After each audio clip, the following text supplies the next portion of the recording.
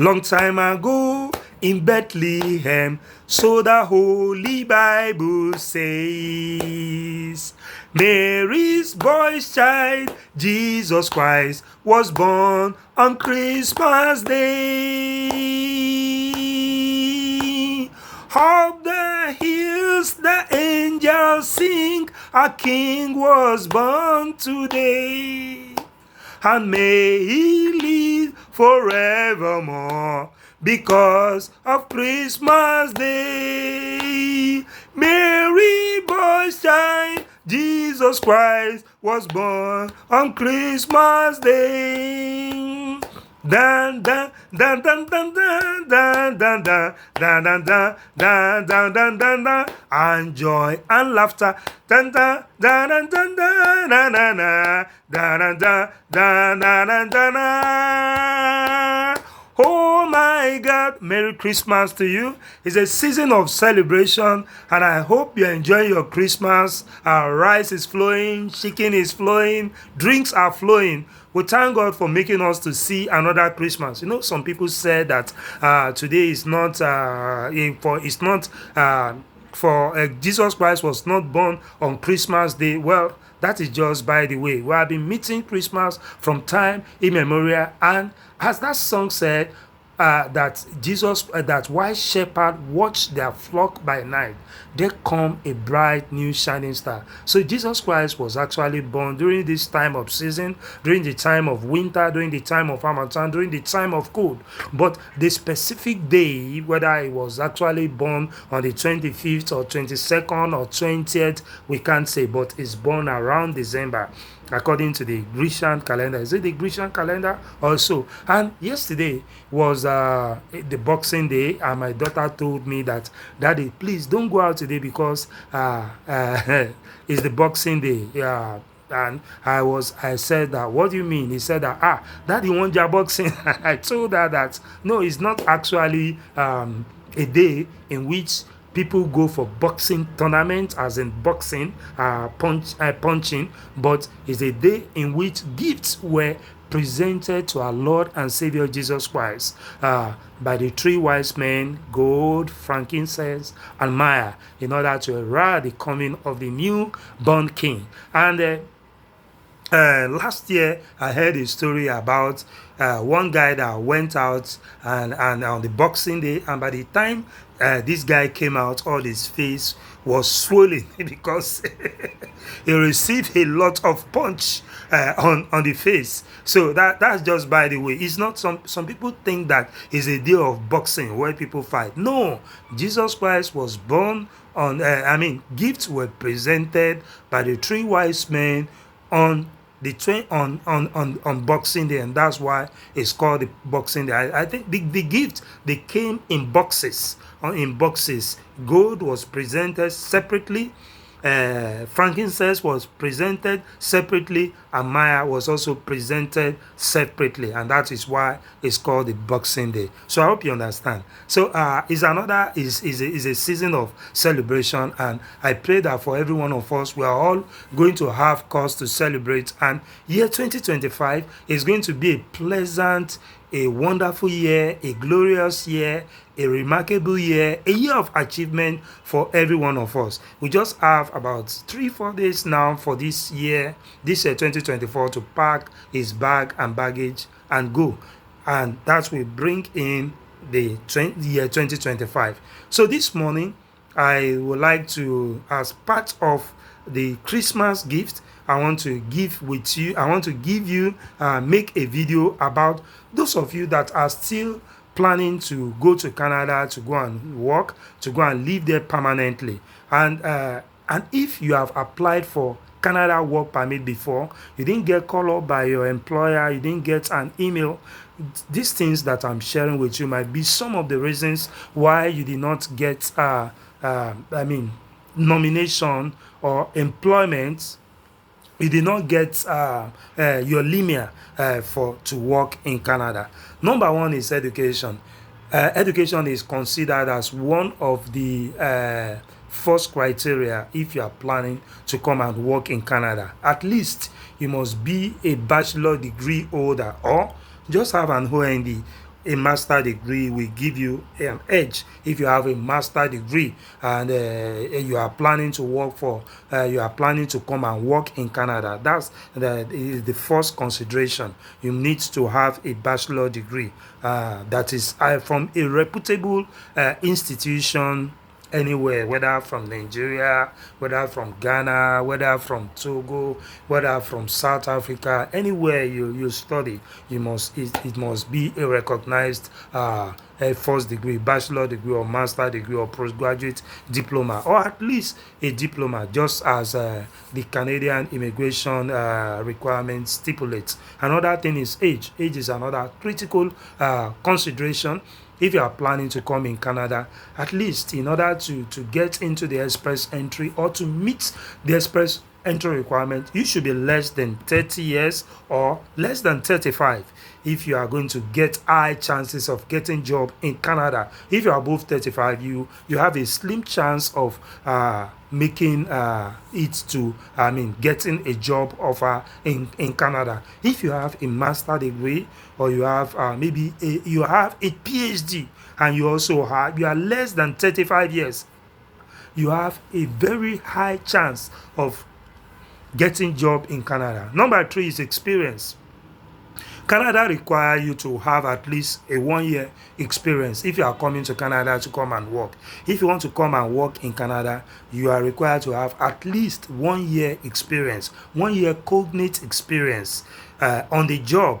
If you have 1 year experience that is not relevant to your job or not relevant to your degree, you might not get opportunity to come and work in Canada. You should have at least 1 year experience. And also during since after the COVID time, remote job experience is now considered as part of work experience in Canada. That if you are working remotely, you have a Canada organization or firm you are working for, and you are in Nigeria, you are doing job remotely. That job can even be a volunteer job. It doesn't matter as far as is any organization or any company in Canada, and you are working remotely, because during COVID people cannot go out of their homes. They are locked down. And because of this, some people, work still have to go on. So that is why jobs, people work, and they can work from home. They work from home. And with this, it is considered as work experience. Then another thing that you also need to put into consideration if you are planning to work in Canada is French proficiency. Yes, if you are planning to work in Canada, you might not be applying to the French speaking region, and you are just applying to the English region. French language is also an advantage. As you know, Canada is divided into two provinces, two regions, the English speaking region and the French speaking region. So whether you are planning to work in the French region, the English region, and not even the French region, having a French advantage, having French proficiency, that means you are bilingual, is an opportunity. It's going to give you an edge better than somebody who cannot speak or write French. So this is also another criteria. Then another thing is that you must have filled the eligibility criteria. You must have done the eligibility criteria assessment. If you have done this, they will ask you a lot of questions like your age, your work experience, the skills you have. They are going to ask you your education and a host of other things in order to be considered to work in Canada. Then another thing is the credential assessment. You must have done your assessment if you are planning to come and work in Canada. That means your educational qualification. For example, if you have an OND, ordinary national diploma or higher national diploma, this qualification needs to be converted to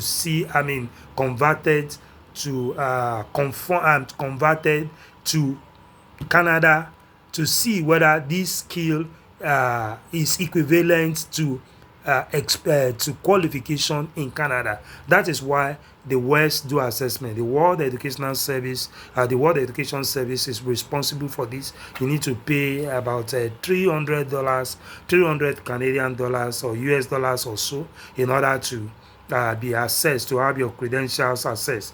You are going to assess your O level, your OND, your HND. They will assess your qualification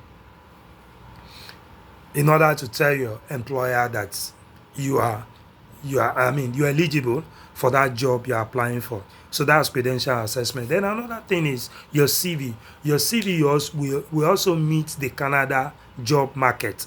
It must not be the way we write CV in Nigeria will not get you job in Canada. It's different. You need to write your CV in line with the Canada job market in order to get job in Canada. So your CV is another thing. Then of course, if you are planning to come to Canada, you need to have a profile. You need to have a profile in the in your application. An immigration consultant, immigration lawyer, or a travel consultant who know about the Canadian work opportunity, work application or express entry will help you to provide this. Or it's something you can do on your own. If you visit www.immigration.ca, it will help you. Immigration.ca, it will guide you on how to apply, how to do this. We can also assist you as well. Then another thing is express entry. Yes, there's also every month there's an express entry pool that is usually drawn if you apply for the express entry or for the work permit in Canada. There's a mark or score at the end of the month, because pool is drawn after your CV is assessed, your education qualification is assessed, your work experience is assessed, your English language proficiency is assessed, your language skill is assessed, whether you can speak French proficiently, you can write in English language proficiently, and other things are assessed as critical factor in order to meet the express entry pool. So depending on the provinces, they tell you the score that you have, and the more popular that province or that region is,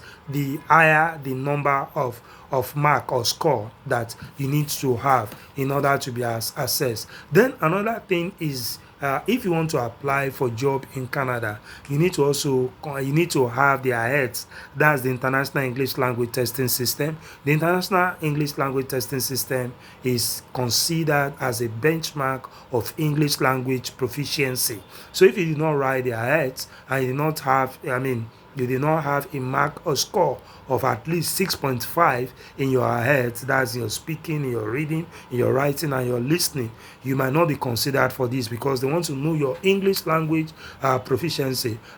Your English language results in WAEC, in NECO, or in IGCSE is not considered as a benchmark for English language. It's not taken as a kind of consideration that I can speak and write English proficiently. And that is why you'll be asked to write the IELTS. And if by any way you bypass this and you find your way to Canada, your employer will still ask you to still write the IELTS. So it's important you take this test if you are planning to come and work in Canada. Then another thing is that if you are planning to come and work in Canada, you need to also consider, you need to match your skill with the region that need that particular skill. For example, if you are applying for teaching job, or you want to apply for IT job, you want to apply for maybe for logistic job, there are regions that will actually meet this your skill in order to get to get opportunity of being called by your employer. You and each of the job you're applying for, they also have occupational class number. They have their number, whether you're applying for driving job, butchery job, hairdressing job, fashion designing, journalism, advertising, journalism, digital marketing, and so on. Everyone has his occupational class number, and you need to look at this number, this skill, before you apply. And also, there are some regions that are suitable for maybe IT job, for teaching job, for marketing job, for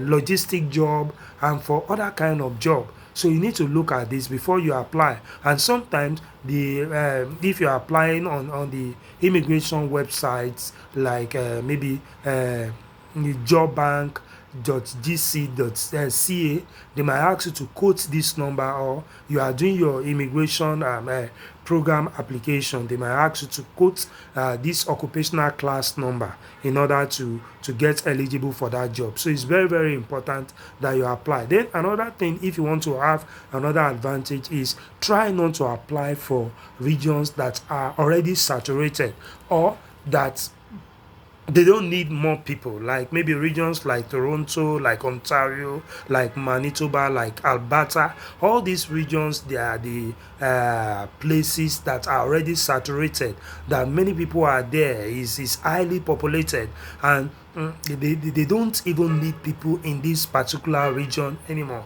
except you are highly skilled and experienced, and that is when you can just have some job chances. But we have some other regions that are less saturated, and they also need more people there, like maybe Newfoundland and Labrador. We have Yukon, we have Nova Scotia, we have Saskatchewan, we have the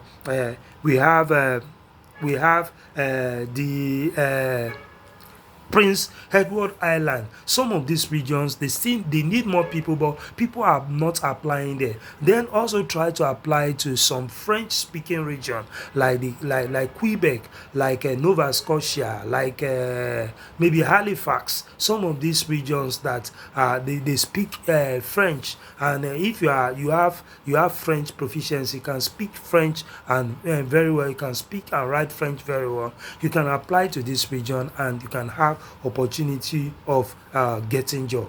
So those are the things there. Then another thing is that if you are planning to if you also apply for job, just after 2 weeks when you submit your application, it's very important you do a follow-up. You can do a follow-up mail to the organization that you have applied to, because the tendency is that some organization might not have time to call you or send you an email, because they have a lot of applications, a lot of CVs to treat, and if you did not do a follow-up, you might not be contacted. But if after 2 weeks when you have submitted your application, you can do a follow-up to know how far your application has gone. Maybe there are some things you've not tied up in your application, they might ask you to go and do that. And it's very important that you also need to have a very good profile. I've talked about profile before. Make sure that your profile is detailed,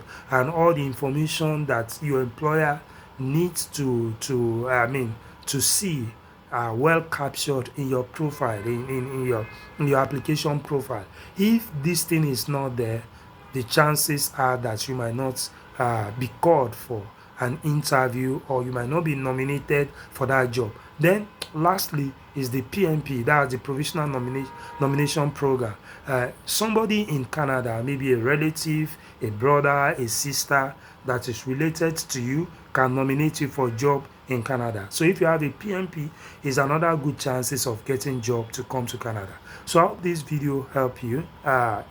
Help you, especially those of you who are planning to come to Canada. You have a brother, you have a sister, you have a relative, you have a friend. You can share this information with that person who is planning to come to Canada to come and work. I've also done a video about some websites that you need to to have if you are planning to come and work in Canada. If you visit those websites, apart from going through the express entry route, you can also apply directly by visiting this website, and you might be surprised that you are being your application is considered to come to Canada. Then lastly, before I go, it's also important that you have a professional qualification. This is also an added advantage, and some employer will consider this. For example, if you're a teacher, it's good you are certified, you are registered with the Teachers Registration Council of Nigeria. If you're an engineer, you have the current certificate, that's the Council of Registered Engineer of Nigeria. If you are an IT person, you register with appropriate professional body. All this will give you a kind of boost in your application, and also you need to have a very good LinkedIn profile. I've talked about that in my video earlier about having a very good LinkedIn profile. If you have a good LinkedIn profile, your information are well captured and everything is well all the information needed are captured there, and then you'll be a suitable applicant for the job you are applying for. So I hope this video help you. Please like this video, share, and also you can also put more information in the comment section. If there are some things that are not clear, you can write on the comment section, and I'll be glad to answer your question. And please watch out for more videos on my channel. I wish you a pleasant season and a prosperous new year in advance. Thank you very much.